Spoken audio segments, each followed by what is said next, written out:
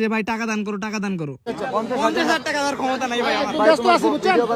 ভালো হ্যাঁ দাও দিয়ে দাও। এটা ভাই দেখাইতে ভাই একটু সামনে গেলাম ভাই দেখাবো না আমি টাকা দেখাবো না ভাই আপনি ভাই হইছে তো হইছে আর ছবি তুলো তাহলে আমাকে 100 নাও আমার ভাই আমি শুধু 1 মিনিটের জন্য থাকবো ভাই আপনি 1 মিনিটের জন্য 5,000 টাকা 1 মিনিট লাগবে না ভাই 30। এখন তোমাদের কাছে মনে হইতে পারে যে সে ঠাকুরগাঁওয়ে মানবিক কাজ করার জন্য কিংবা সাইমনের জন্য ফান্ডের কালেকশন করার জন্য বা মানবতার কাজ করার জন্য সেই জায়গায় গেছে।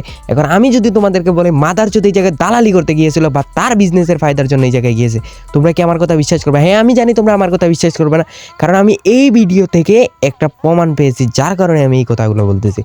আমি প্রমাণ না ছাড়া আমি কোনো কথা বলি না, আর আমার বলার কোনো প্রয়োজন পড়ে না। তো তোমরা বলবা যে ভাই এই জায়গায় কই আমরা পাই নাই, তো তোমাদেরকে আমি আবারও দেখাইতেছি এই জায়গায় সে কি বলছে ওই জায়গায়, তোমরা একটু শোনো।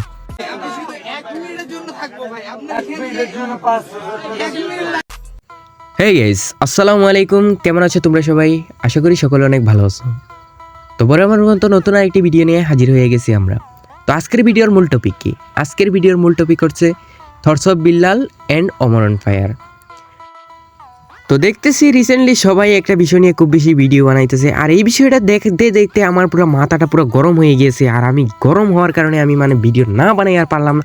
তো তোমাদের সাথে আমি প্রমাণ করে দিব কে সত্যি কে মিথ্যা, আর কে তোমাদের সাথে ধোঁকা দিতেছে, কে তোমাদের সাথে মিথ্যা কথা বলতেছে। তো চলো বেশি দেরি না করে ভিডিওর মূল টপিকে আসি। এটা তোমার জন্য লাস্ট ওয়ার্নিং, বাকি 63 জেলা তুমি পা রাখতে পারবে না। তোমার ফ্যান ফলোয়ারদের এখনো সময় আছে, তুমি বলবো আগে তোমার মানুষ হওয়ার দরকার, তোমার আগে মানুষ হওয়ার দরকার, ঠিক আছে? আগে তোমার মানুষ হওয়ার দরকার। আমি 24 ঘন্টা সময় দিলাম, না হলে বাকি 63 জেলায় ওমর বয়কট, ওমর বয়কট। দেখ দর্শন বিল্লাল, তুই লাইভের মাঝে আইসা কুত্তার মতো ঘেউ ঘেউ করতে পারবি, কিন্তু তোর কাছে নাই কোনো উপযুক্ত প্রমাণ। তোর কাছে যদি উপযুক্ত প্রমাণ থাকে তাইলে তুই উপযুক্ত প্রমাণ দিয়া তারপরে বলিস যে অমরের একটা অডিয়েন্স, এই যে হচ্ছে তার চেহারায় এরকম, সে এরকম, হ্যাঁ ওর প্রমাণ উপযুক্ত প্রমাণ দিয়ে তারপরে আইসা কথা বলিস। এরকম কুত্তার মতো আইসা লাইভের মাঝে আইসা ঘেউ ঘেউ করলে কখনোই কিছু হবে না, বুঝছস? দর্শন বিল্লাল নাকি গিয়েছিল ঠাকুরগাঁওয়ে, আর পিচ্চি সাইমনের জন্য 15 লক্ষ টাকা লাগে সেই ফান্ডের কালেকশন করতে সে ঠাকুরগাঁওয়ে গিয়েছিল। আর সেই জায়গায় নাকি অমরের একটা অডিয়েন্স নাকি তাদেরকে অনেক ডিস্টার্ব করছে, আর পরে নাকি সে তাদের ব্যাগ ছিনতাই করে নিয়েছে, আবার তার না তার চামচার ব্যাগ ছিনতাই করে নিয়ে গিয়েছে। তো সেই ব্যাগে নাকি টাকা ছিল 3-4 হাজারের মতো, আর সাথে নাকি কিসের কাগজপত্র ছিল, লাইসেন্স এরকম কিছু বলছে সে তার লাইভে আইসা। তারপরে বলতেছে অমর বয়কট 24 ঘন্টার ভিতরে 63টা জেলা থেকে। তো আমি বলি কি ভাই শোন, অমরকে বয়কট করতে তুই তো পারবি না, তোর বাপ দাদা 14 গোষ্ঠী অমরকে বয়কট করতে পারবে না। আর অমরকে বয়কট করার বিনিময়ে তুই নিজেই বয়কট হবি। আমি বইলা গেলাম তোরে, তুই বয়কট হবি, তোর চ্যালেঞ্জ করে গেলাম, তুই যে বয়কট হবি তুই দেখা নিস, যা খাতা কলমে লিখে রাখ যে তুই বয়কট হবি। তো দর্শক বিল্লাল যখন গিয়েছিল তার ছেলাপেলাকে নিয়ে ঠাকুরগাঁয়ে ফান্ডের কালেকশন করতো, তো সেই জায়গায় তাদের সাথে কি হয়েছিল বা কি করেছিল তারা সব কিছু প্রমাণ নিয়েই কিন্তু আমি ভিডিওটা করেছি। আর চলো তোমরা এই ভিডিওটা দেখো, দেখার পরে তোমরা বুঝতে পারবে যে কি হয়েছিল এই জায়গায়। আমাদের ঠাকুরগাঁও বড় মাঠে বেলাল ভাই আসছে। কি হয়েছিল সেদিন ঠাকুরগাঁও বড় মাঠে, যে কারণে বিল্লাল ভাই রাগে এখান থেকে চলে যায়। আসসালামু আলাইকুম, আমি বিশাল মাহমুদ। আমার সাথে যে ছেলেগুলোকে দেখছেন এগুলো হচ্ছে আমার গেস্ট, যারা বাইরে থেকে আসে। তাদের সাথে আমি দেখা করতে গেছিলাম ঠাকুরগাঁও বড় মাঠে। তারপরে হঠাৎ করে দেখি শহীদ মিনারের উপরে থটস অফ বিল্লাল আসে। তো যাই হোক, আমি তার সাথে একটু দেখা করতে গেলাম, কারণ যেহেতু সে ভালো কাজ করতে আসে এই জন্যই আসা আর কি। যাই হোক, এখানে হয়তো শুনতে পেলেন, আমি নিজেই বলতেছিলাম সাইডটা আমি ক্লিয়ার করে দিচ্ছি যেন তার টাকা তুলতে অসুবিধা না হয়। মূল কথা হচ্ছে যে সে একটা ভালো কাজে আসছে, তাকে সাহায্য করা আমাদের ঠাকুরগাঁওবাসীর জন্য দায়িত্ব এবং কর্তব্য। কিন্তু সে টিকটকার পার্সোনাল লাইফে আর যাই করুন না কেন সেটা আমাদের দেখার মাথা ব্যথা নেই। কিন্তু এই যে আসলে একটা টিকটকার, এটার প্রমাণ সে দিয়ে দিয়েছে। ঠাকুরগাঁও নিয়ে বাজে মন্তব্য করার জন্য তাকে অবশ্যই প্রকাশ্যে এসে ক্ষমা চাইতে হবে। তাছাড়াও সে যে সবকিছু ভুয়া বলেছে এর প্রমাণ আমি আপনাদেরকে এক এক করে দিয়ে দিচ্ছি।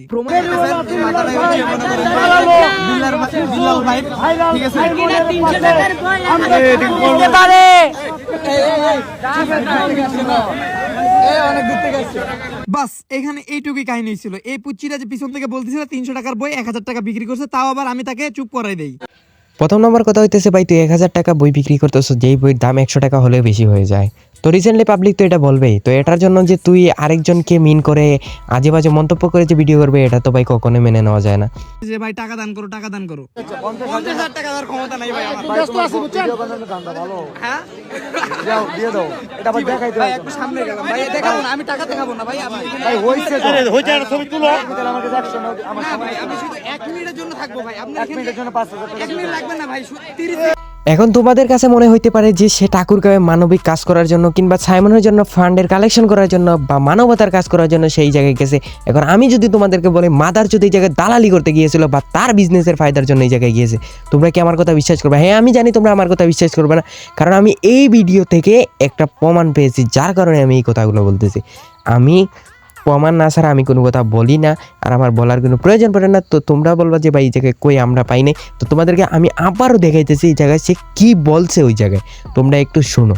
আমি শুধু 1 মিনিটের জন্য থাকবো ভাই, আপনি 1 মিনিটের জন্য 5000 টাকা। 1 মিনিট তো তোমরা এই জায়গায় কি শুনলা? 1 মিনিটের জন্য 5000 টাকা লাগবে, তার সাথে একটা পিক তুলতে গেলেও নাকি 5000 টাকা লাগবে। এখন তোমরা বুঝো সে কি এই জায়গায় কি কারো হেল্প করার জন্য, কি ফান্ডের কালেকশন করার জন্য গেছে, নাকি তার বিজনেস করার জন্য সেই জায়গায় গেছে, তোমরা নিজেই দেখে নাও। তার এই জন্য এখনও তোমরা বলতেছো যে মানবিক কাজ করতেছে, আমার লেউটার কাজ করতেছে। মাদার চুদ্রে যদি একবার যদি আমার হাতের কাছে পাই না, আর একবার যদি ও সিলেট বিভাগে আসে, আর যদি ও যদি আমাদের জেলাতে আসে মৌলভীবাজারে, একবার যদি ওরে আমি কাছে পাই ভাই, এমন পিছন মারাম ক্ষেতের ভিতর নিয়ে মাদার চুদের মানবিক কাজ ওরে হাওয়া দিয়ে বার করে ফেলাম, শালার পুত বুকা চুদা। তো শোনো লেউটার ভাইয়ের ভক্তরা, তোমাদের যে লেউটার ভাই অলরেডি পিছন মারা খেয়ে গেছে এটা তো তোমরা অলরেডি জানো। তোমরা কি করতে পারলা? তোমাদের লেউটার ভাইকে না বাঁচাতে পারলা, না কিছু করতে পারলা। তোমাদের লেউটার ভাই তো একেবারে নাসা বিনোদন একেবারে বইরা দিছে সাউয়া বরাবর। তো কি প্রমাণ লাগবে তোমাদের? এই যে তোমাদের প্রমাণ দেখাইতেছি। তোমাদের লেউটার ভাইকে কই বাঁচাইতে তো পারলা না। তো দেখো ভালো করে দেখো তোমাদের লেউটার ভাই কিভাবে ছেঁচা গুতা খায়।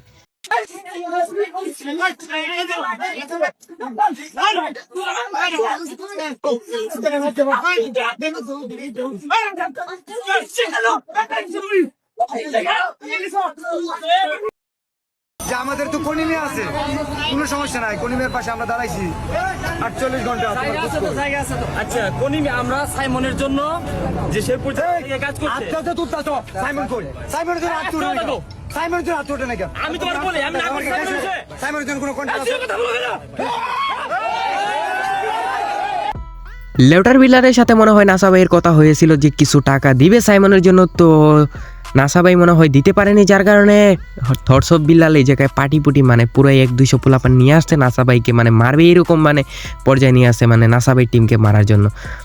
তো এই জায়গায় কিন্তু নাসা ভাইকে কথা বলার সুযোগই দেয় নাই, তার আগে ওর ওপরে মানে অনেকটা তর্ক বিতর্ক শুরু হয়ে গেছে, কথা বলার সুযোগ দেয়নি, ধমকাধমকি শুরু করে দিছে। তো এই জায়গায় নাসা ভাই কিন্তু অনেকটা খেপে যাওয়ার কারণে কিন্তু এই জায়গায় অনেকটা হয়ে গিয়েছে আর কি, যে যাকে দিতে পারছে এরকম। তো এই জায়গায় কিন্তু থটস অফ বিল্লাল সেই পরিমাণ কেলানি খেয়েছে। তো কথার মাঝে কথা হয়েছে, তো ভাই তুই মানবিক কাজ করতেছিস ভালো কথা, তোকে কেউ ভালো লাগলে মানবিক কাজে আইসা হেল্প করবে, না পারলে নাই, তার এটা মনোক্তি ব্যাপার। কন্টেন্ট ক্রিয়েটর হয়েছে বলে যে মানবিক কাজ করতে হবে এমন কোনো কথা না, তার ভালো লাগলে দিবে, না লাগলে নাই। তোর যদি ভালো লাগে তুই দে, না লাগলে নাই। তুই যখন এতই চাপা মারছিস তাইলে তুই 15 লক্ষ টাকা দে, সমস্যা নাই, এগুলো তো তোর লাগে কিছুই না। তুই প্রতি মাসে ইনকাম করস, তুই 3 মাসে 42 লাখ টাকা তুই ইনকাম করেছিস। তুই মানুষকে যখন বলছিস ভাই তুই দে 15 লাখ টাকাই, তো বেশি তো আর না ভাই, তাইলে তুই দে। এগুলা মানুষের কাছে কেন হাত পাতস? এই জায়গায় যাই হাত পাতস কেন? 500, 1000, 100, 250 টাকা কেন তুলস ভাই? তোর না অনেক হেডাম আছে, তুই তোর দে, তুই দে 15 লক্ষ টাকাই তো বেশি না, তুই দিয়া ওরে চিকিৎসা করা কেন অমুকের কাছে। আর তুই ফান্ডের কালেকশন করতেছস না এই জায়গায়, মানে দালালি করতেছস, এটা হচ্ছে মেন বিষয়। বলে যে কি দালালি করতেছে, তো তোমাদেরকে আমি বলি এই পর্যন্ত ফান্ডের জন্য টাকা কত তুলছে, আরও ভিডিও কতগুলা করছে, আর কতবার লাইভে আসছে, আর কতটা মানুষকে মিথ্যা কথা বলে মানুষকে ফাঁসিয়েছে, কত মানুষের কাছে কত কিছু মানে করেছে। ও জানোই না তোমরা কি পরিমাণ করেছে। ও যে মানুষের কাছে যে আরও পরিমাণ কেলানি খাইবে ওইটা হচ্ছে ওর কল্পনার বাইরে। তোমরা শুধু দেখতে থাকো ও কী পরিমাণ কেলানিটা খায়, শুধু তোমরা অপেক্ষায় থাকো। আর আমার কথাগুলো মিলাই নিও, ও খুব শীঘ্রই অনেক অসাধারণভাবে কেলানি খাইতেছে। তো গাইজ ভিডিওটা অনেকটা বড় হয়ে গেছে, তার কারণে আমি অনেকটা দুঃখিত। আর আজকের ভিডিও এই পর্যন্ত। আর তুমি যদি চ্যানেলে নতুন হয়ে থাকো তাহলে চ্যানেলটাকে সাবস্ক্রাইব করে পাশে থাকা বেল আইকনটি অন করে দিবা। আর ভিডিওটা যদি ভালো লাগে থাকে তাহলে ভিডিওতে একটা লাইক করে দিবা।